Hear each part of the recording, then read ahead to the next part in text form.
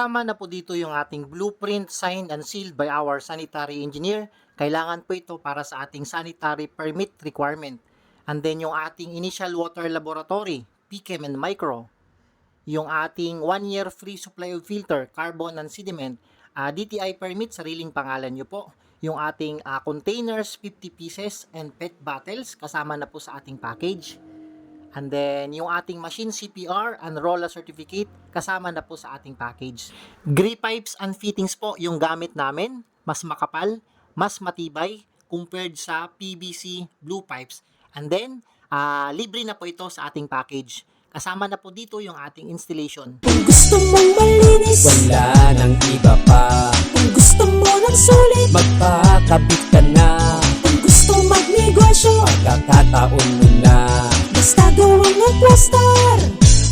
Sigurado ka, Sakay na, Aquastar ka na.